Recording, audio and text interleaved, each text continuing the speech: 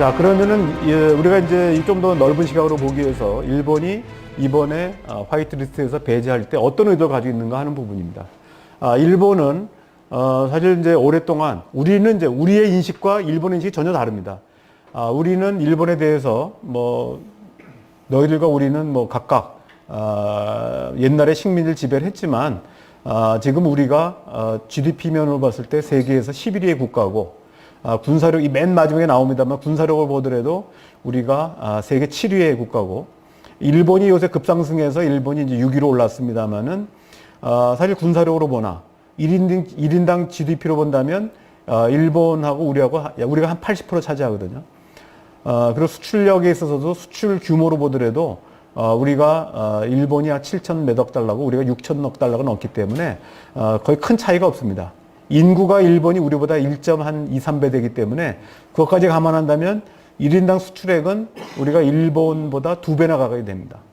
그렇기 때문에 일본으로서는 상당히 이제 위기감, 다시 말하면 한국이 따라올 거라는 위기감을 느꼈는데 일본은 전통적으로 한국에 대해서 식민지 경험을 했기 때문에 한국을 자기네의 영향권 하에 있다고 생각을 하기 시작한 겁니다. 그래서 모든 문제에 대해서 개입을 하려고 하는데 이게 한국이 이제 점점 커진 거죠. 그래서 이 한반도 문제에 대해서 일본의 개입을 거부하기 시작한 겁니다. 지난 1월 달에 도쿄대에서 세미나가 있었는데 저도 언론에서 봤습니다마는 문정인 대통령 특보가 한반도 문제에 특강을 하면서 쭉 설명했을 거 아니에요. 남북 관계가 어떻고 미국의 정책이 어떻고 중국이 어떻고 얘기하다 보니까 당시에 이제 기미야 다다시라고 도쿄대 교수가 있습니다. 이 고려대에서 박사학위 따고 제가 작년에 아까 대법원 판결 난 그 전날 10월 29, 30, 11월 1일 제가 일본 도쿄 세미나에 갔었는데 그때도 기미야 다다시 교수랑 만났었는데 판결된 그날이었습니다. 그때 이제 일본에 있는 교수들이 굉장히 이제 그 문제를 제기했었고 나름 토론이 있었는데 기미야 도쿄대 교수가 뭐라고 얘기했냐면 문재인 교수가 한반도 문제를 설명하는데 일본이라는 단어가 한마디도 안 나왔답니다. 그러니까 이제 토론하면서 뭐라고 했냐면 야, 한반도 문제를 논의하는데 일본이라는 단어가 어떻게 한마디도 안 나오냐. 난 놀랬다. 그렇게 이제 토론하니까 당시에 참석했던 이제 지금 성공회대학의 양기호 교수가 네가 놀란 거 보고 놀랬다. 아니 왜 한반도 문제를 논의하는데 왜 일본이 들어와야 된다고 생각하느냐. 이게 제가 지금 예를 들어서 하는 거지 굉장히 현격한 인식의 차이입니다. 그러니까 일본 사람들은 한반도 문제에 대해서 자기네는 발언권이 있다고 생각하는 겁니다. 사실 제가 작년에도 토론할 때도 그 얘기했어요. 자기네들은 한반도 문제 그래서 너희들이 왜 있다고 생각하냐 했을 때 일본 학자들이 뭐라고 얘기했냐면 북한의 핵 미사일은 우리한테 위협을 준다. 따라서 일본은 당연히 한반도 문제, 특히 북한의 핵 미사일 문제에 대해서 발언할 권리가 있고 또 여기서 한반도 평화체제가 수립될 경우는 주한미군 문제, 또 유엔사 문제, 또 한반도 평화체제가 일본의 안보에 영향을 미치기 때문에 일본은 당연히 한반도 문제에 관심 가질 수밖에 없다. 그래서 내가 그건 옛날 얘기고 2017년 11월 30일 날 북한이 수소폭탄 실험을 했고 더군다나 대륙간 탄도미사일 시험발에 성공했다. 이제 북한의 탄도미사일은 일본이 아니라 미국 워싱턴, 그다음에 런던까지 다 날아간다. 네 말대로 한다면은 전 세계에 있는 190 몇 개 국가들이 다 문제에 개입을 해야 된다. 그러니까 일본이 개입할 필요가 없다는 얘기를 제가 이렇게 얘기했어요. 근데 어쨌든 지금 이제 일본이 입장에 본다면 한반도 문제에 개입하고 싶은데 지금 아까 말씀드린 이른바 저펜 패싱입니다. 그러니까 일본에 대해서 한국 사람들은 누구도 니들이 왜 들어오는데 이렇게 생각을 하는 거죠. 여기에 대한 불만이 있습니다.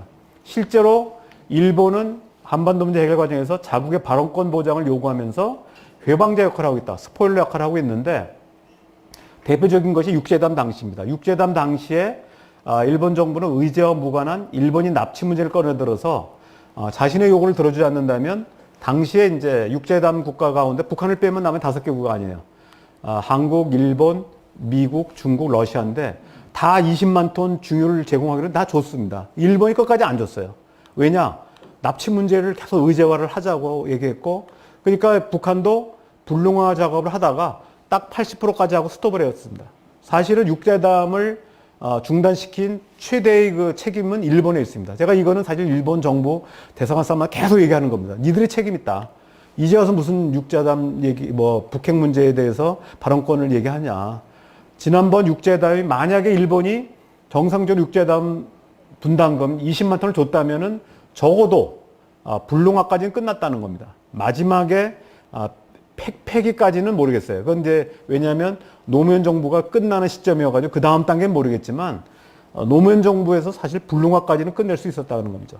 정확히 용어를 한다면 가동중단과 봉인, 신고와 불농화, 폐기와 검증 이렇게 나눠지는 거거든요. 세 단계로. 근데 당시에 가동중단과 봉인은 끝났고요. 2.13 합의에서. 그 다음에 13선언에 의해서 신고와 그 불농화까지 갔는데 불농화의 80%가 가다가 스톱을 했습니다.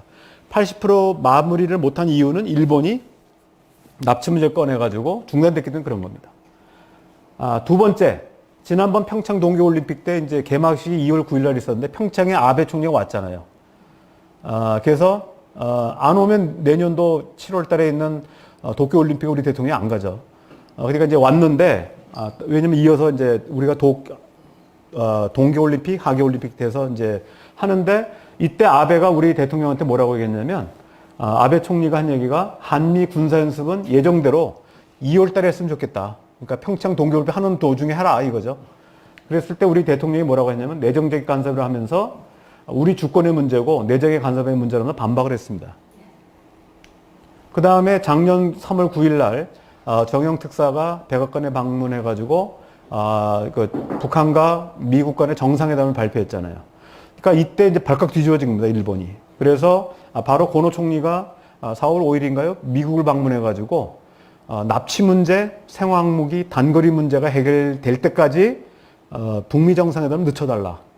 그러니까 뭐라고 그랬겠어요? No. 근데 이제 그 당시에 국가안보보좌관이었던 갑자기 생각 안 나네. 국가안보보좌관이 이제 계속 이제 그 요구한 겁니다. 트럼프한테. 일본 욕을 들어줘야 됩니다. 그러니까 다시 말하면 북미 정상 속도 조절해야 된다고 하니까 경질시켜버린 겁니다. 잘라버리고 볼턴을 임명해버렸죠. 그리고 이제 고노가 우리 또 그 한국을 방문해가지고 우리 티코그라고 그러죠. 한미일 사전협의체를 복원하자. 한미일 티코그라는 건 한미일 사전협의체가 만들어지면 뭐냐면 모든 부분은 한미일이 합의해야만 하게 돼 있는 거거든요.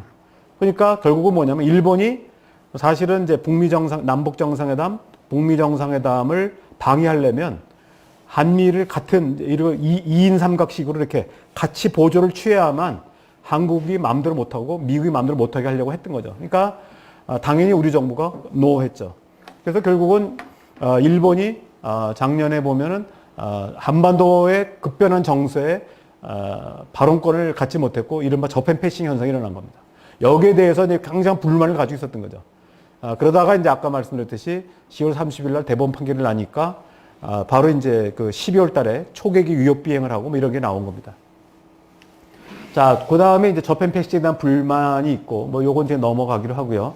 그 다음에 중국 부상에 대한 해양 통제권 부분인데 요게 이제 요 그림을 보시면은 작년 12월 20일 날 일본 초계기가 우리 군함, 광개토함을 이제 위협 비행을 해서 저공 위협 비행을 해가지고 우리가 이제 경고하느라고 이제 그 레이더 조준이 아니라 일단 이제 경고용 음파를 보냈는데 일본 측에서는 이것이 이제 그 일본 해상자위대 초계기를 그 레이더로 조준했다. 그러니까 발사 준비를 했다고 해가지고 강력히 이제 적반하장식의 이제 항의를 했습니다.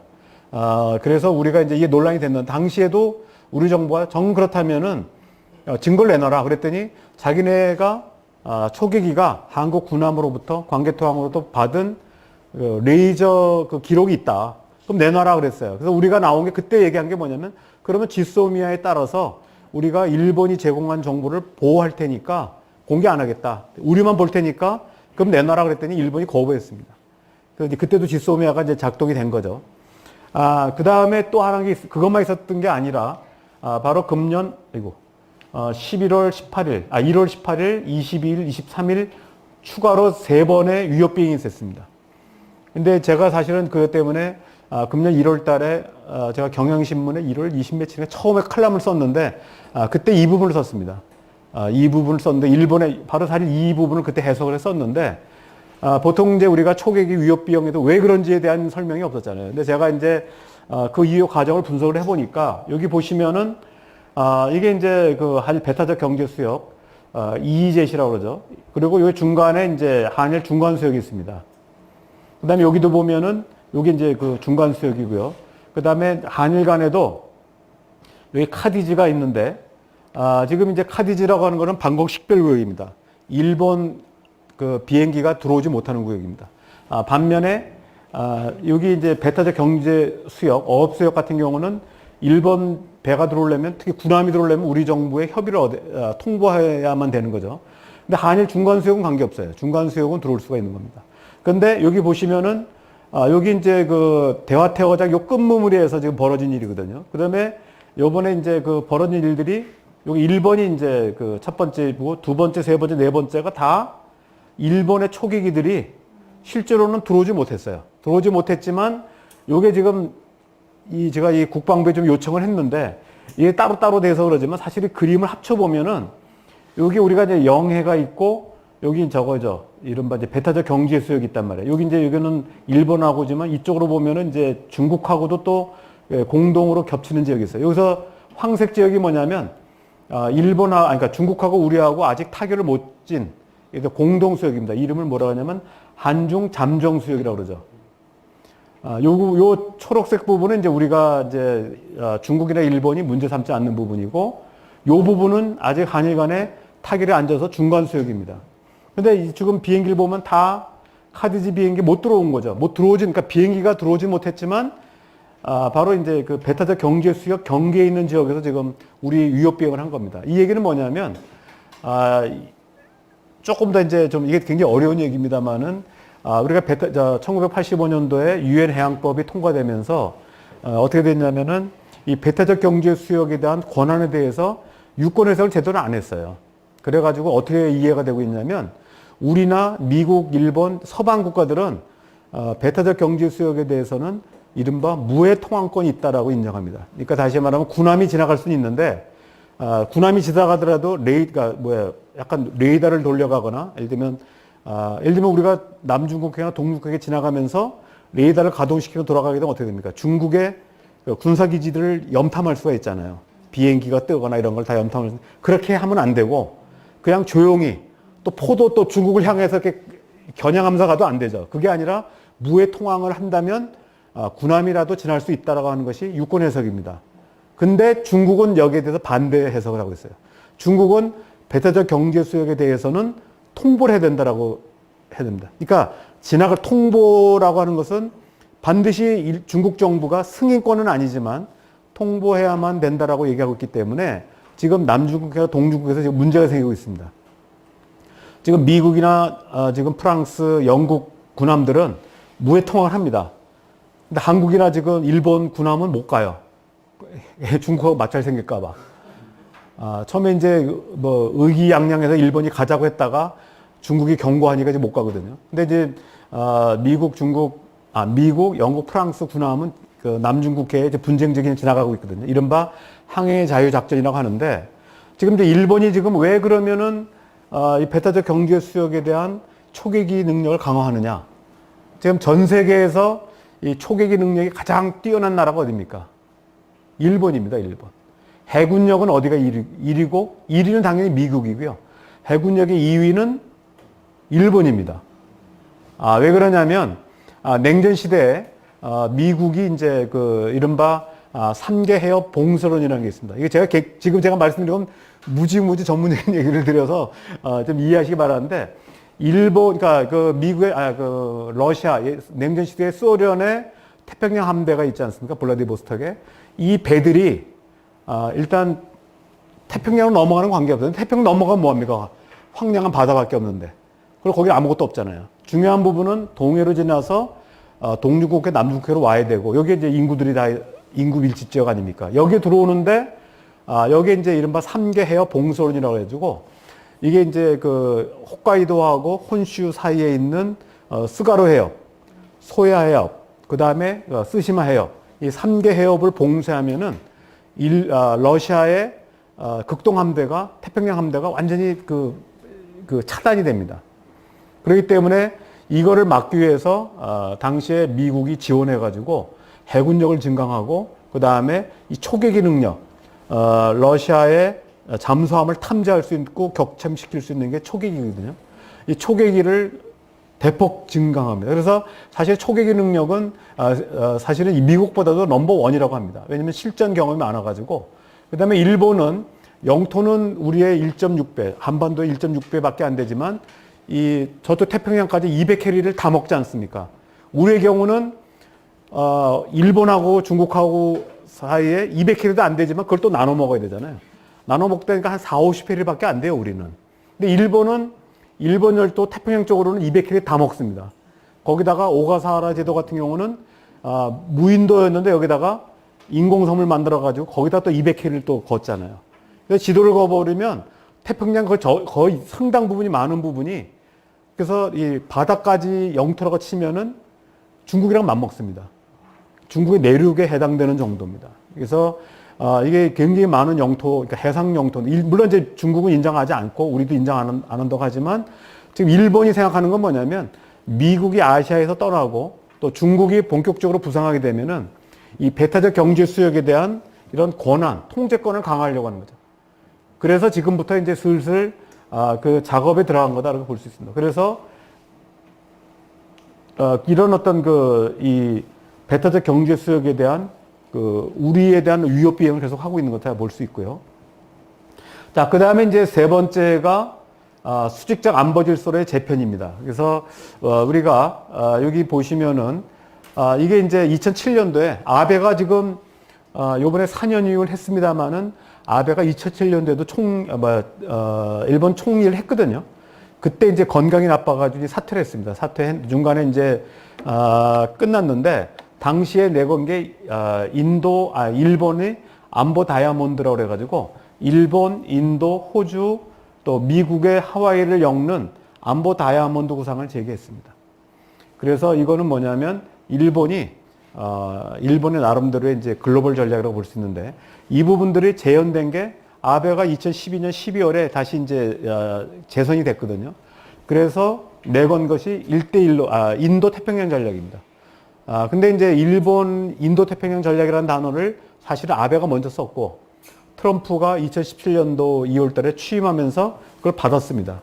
그래서 2017년 11월 달에 우리 국회에서 연설했잖아요. 그때 인도 태평양 전략, 자유롭고 열린 인도 태평양 전략을 이제 선언했습니다. 근데 인도 태평양 전략이 초기에는 기본적으로 이제 비즈니스에 관한, 그러니까 중국의 1대1로지만 특히 이제 그 경제적인 측면의 대응 의미가 컸는데 금년 6월 1일 날 미 국방부가 보고서를 발표했습니다. 인도 태평양 전략에 관한 군사 전략을 발표했습니다. 그래서 본격적으로 이제 이 인도 태평양 전략이 군사적 의미를 갖게 됐는데 이 부분은 중국이 얘기하는 1대1로인데 여기 보시면 육상 1대1로인데 이게 이제 일대죠, 일대. 요게 이제 일대 원벨트라고 합니다. 그 다음에 해상 분야를 뭐라 하는 원로드, 일로 이렇게 얘기합니다. 일로라고 하고 다른 말로 하면은 해상 실크로드라고 얘기합니다. 그러니까 해상 실크로드가 중요한 부분, 이건 육상 실크로드, 해상 실크로드인데 사실은 뭐 이건 어쩔 수가 없어요. 지금 지금 중국이 요게 이제 서부 대개발하면서 지금 철도를 연결해 가지고 지금 우리가 옛날 요 사이에 뭐가 있냐면은 그 텐산산맥이라고 하죠. 천산산맥이 있단 말이에요. 그래서 천산남로, 천산북로 그래서 원래 그 실크로드가 남로, 북로로 나눠지는데 지금 무슨 작업하는지 여기 지금 뚫고 있습니다, 지금. 천산산맥을 관통하는데 이게 관통되면은 그림이 그죠. 바로 이게 가로질러가지고 이스탄불로 이어지는. 그래서 바로 중국이 서유럽으로 연결하는 철도 작업을 하고 있습니다. 그 다음에 지금 이제 그동안에 그 중국의 모든 항구가 이쪽에 있잖아요. 이 동중국해, 남중국해 쪽에 몰려 있었는데 지금 이제 중국이 노리고 있는 부분은 여기는 그림이 정확하게 안 나오지만 여기가 이제 이게 뭐예요? 여기서 뭐냐면 바로 미얀마를 통하고 그 다음에 파키스탄을 통해 가지고 해상 교통로를 지금 여기만 말레카 해협만 딱 봉쇄하면은 중국의 물자가 다 들어갈 수가 없습니다. 그런데 지금 중국은 한편으로는 미얀마를 통해 가지고 이 해상 교통로를 뚫고 있고, 또 하나는 이 철도 연결을 해 가지고 파키스탄 통해서 지금 중동 지역과 아프리카에 물자를 수송하려고 하고 있는 것이죠. 그래서 이 부분 때문에 이제 인도의 역할이 중요해진 거죠. 왜냐면 인도 좌우에 있는 거죠. 파키스탄과 미얀마이기 때문에. 그래서 이 과거에는 이제 태평양 사령부가 이제 뭐로 바뀌었습니까? 인도 태평양 사령부로 작년 5월 달에 이름을 바꿨죠. 그리고 전략 이름도 태평양 전략이 아니라 이제는 이제 인도 태평양 전략이 되는 겁니다. 자, 이렇게 되면은 무슨 문제가 있냐면은 만약에 이제 이 중추 국가가 뭡니까? 일본, 인도, 호주, 미국. 여기죠. 일본, 인도, 호주, 미국이면 이게 완성이 되면 어떻게 됩니까? 한국은 어디 됐죠? 한국 여기 있잖아요. 다 여기 벗어나 있잖아요. 그래서 이른바 지금 이제 나오는 얘기가 신에치스 라인 얘기가 나오고 있습니다. 미국과 일본 간에는 미일 안보 조약이 있습니다. 한국과 일본 사이에는 아무 조약이 없어요. 그러다가 처음으로 맺은 조약이 2016년 11월에 있었던 지소미아 한일 정보보호협정이 처음으로 한국과 일본 간에 맺어진 조약입니다. 협정이죠. 군사 협정이에요. 그런데 이거는 뭐냐면 한국과 일본 관계는 뭡니까? 군사적인 관계에서는 수평적 관계죠. 수평적. 교류가 별로 없어요. 그냥 뭐 친선 정도는 하는 거죠. 그런데 만약에 인도태평양 전략이 완성되면 이거를 지금 이제 용어가 있는데 여기 쿼드라고 합니다. 쿼드라는 건 뭐야? 넷이라는 얘기, 넷. 쿼드 블록이라는 말을 썼나요? 여기다. 썼죠. 쿼드 블록이라는 말도 쓰는데 쿼드 블록이 뭐냐면 바로 어느 나라예요? 미국, 일본, 인도, 호주죠. 이 네 나라가 중추 국가가 되는 거죠. 그러면 나머지 국가는 뭐예요? 기준이 뭐냐면 그 인도태평양 전략의 기준은 뭐냐면 쿼드 국가, 4개 국가와 나머지 국가는 뭐냐면 그 반대되는 국가가 어딥니까? 중국이죠. 그러면 기준이 뭐냐면 4개 국가, 쿼드 블록과 중국, 그리고 나머지는 그 중간 국가들이에요. 그럼 중간 국가가 어딥니까? 한국, 대만, 아세안 10개국들이죠. 왜냐하면 뭐 미국도 좋지만 우리가 같은 경우는 지금 중국에 대한 무역 의존도가 사드 직전에는 26%였는데 사드 파동 나서 지금 무역 보복하고 관광객이 안 오니까 무역 의존도가 어떻게 됐어요? 줄이려고 했는데 오히려 27%입니다, 지금. 일본은 뭐냐면 한국이 지금 중국에 대한 의존도가 높기 때문에 절대로 쿼드에는 못 들어올 거다. 그걸 알기 때문에 한국을 계속 압박을 하는 거죠. 그래서 일본이 원하는 구도는 이런 어떤 그 쿼드 블록을 완성을 해가지고 쿼드 블록이 완성되면 한국은 어떻게 됩니까? 동북아 지형으로 보면 지금은 허브 앤 스포크 관계라서 한일간 수평적 관계지만 만약에 이게 완성이 돼버리면은 어떤 구도로 들어갑니까? 미일이 상위 구도로 쿼드 블록에 들어가고 한미동맹은 미일 동맹의 하위 구조로 재편되는 거죠. 어차피 주한미군과 주일미군은 같은 성질을 가지고 있기 때문에 기본적으로 보면 미국과 일본이 상위 구도로 편입이 되고 한국은 그 밑으로 들어갈 수밖에 없는 거죠. 그래서 이거를 이제 유지하려고 하는 게 일본의 의도라는 거죠.